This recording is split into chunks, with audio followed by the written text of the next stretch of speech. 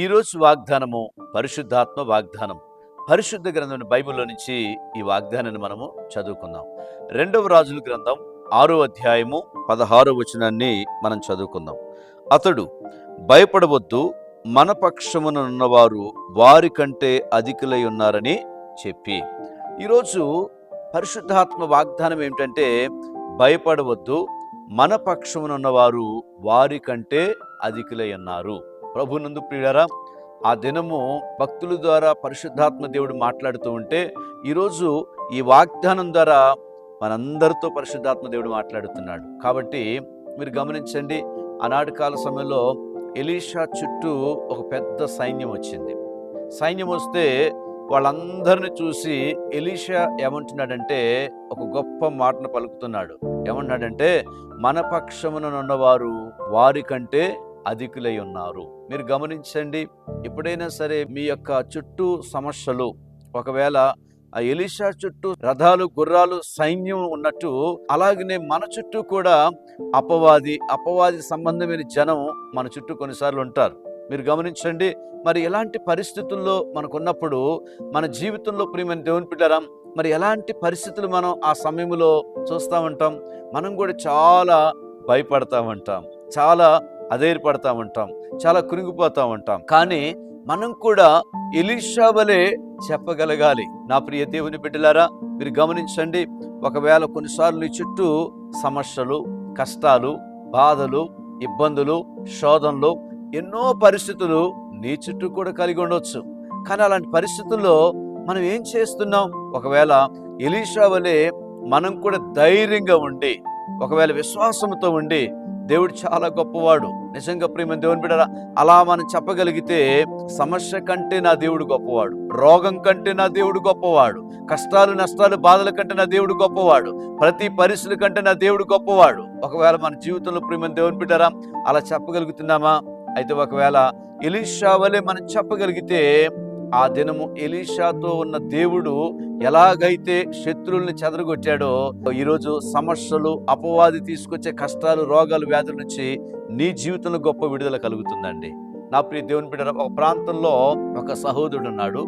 అతడు చాలా దేవుణ్ణి నమ్మిన విశ్వసించిన బిడ్డ.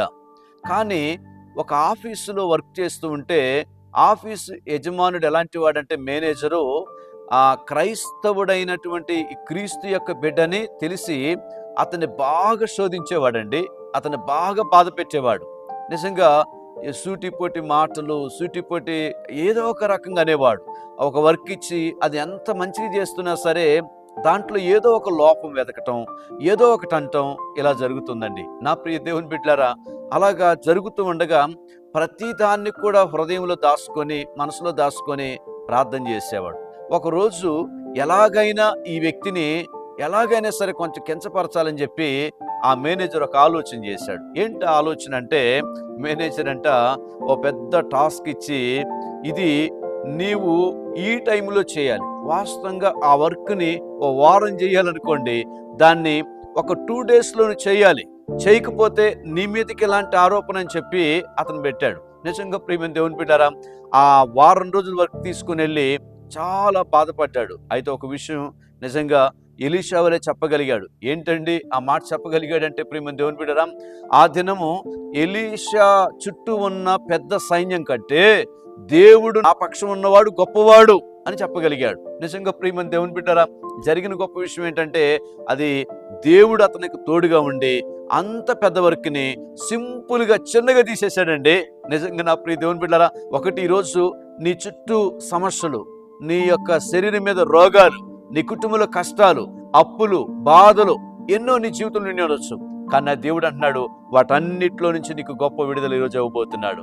ఈరోజు ఎంతమంది అయితే బర్త్డే జరుపుకుంటున్నారో వారందరికీ ప్రత్యేకంగా దేవుడు దయాన్ని కిరీటం ఇచ్చి వారిని ఆశీర్వదించునుగాక. Happy birthday to you. దేవుడు మిమ్మల్ని దీవించునుగాక. ఎంతమంది వెడ్డింగ్ యానివర్సరీ చేసుకుంటున్నారో పెళ్లి రోజు శుభాకాంక్షలు తెలియజేస్తున్నాను. దేవుడు ఈ సంవత్సరం మీ జీవితంలో నూతనంగా దేవుడు మిమ్మల్ని ఆశీర్వదించునుగాక. ప్రార్థన. ప్రేమగల యేసయ్యా, నీకు వందనాలు. ఈ దినము మీ దాసులుగా ప్రభువా మరొకసారి మాతో ఈ వాగ్దానం ద్వారా మాట్లాడారు. మాకు నాయన తండ్రి, నాయన ఎలీషా చుట్టూ ఉన్న గొప్ప సైన్యం కంటే నువ్వు గొప్పోడు అని ఎలీషా చూడగలిగాడు. మా జీవితంలో కూడా మరి చుట్టూ ఉన్న సమస్యల కంటే నువ్వు అధికుడు అని, నువ్వు గొప్పవాడు అని నిజంగా చూడగలిగిన రోజున మా నోటి నుంచి, మా హృదయం నుంచి మా చుట్టూ ఉన్న వాటికంటే నువ్వు గొప్పవాడు, అధికుడు అని చెప్పగలుగుతాం ప్రభా. ఈరోజు ఒక్కొక్కరి జీవితంలో ఈ యొక్క ఆత్మీయ నేత్రముతో ఆత్మీయ జీవితంలో ఉన్న వాళ్ళ జీవితంలో ఒక్కొక్క సమస్యలు యేసు నామములో తొలగిపోను గాక. వారి సమస్య, రోగం, వ్యాధి, బలహీనత, అప్పు, ప్రతి శోధన నజరేయుడిగా యేసు నామములో విడుదల కలుగును గాక. యేసు నామములో ప్రార్థన చేసి వేడుకుంటున్నాం తండ్రి. ఆమేన్.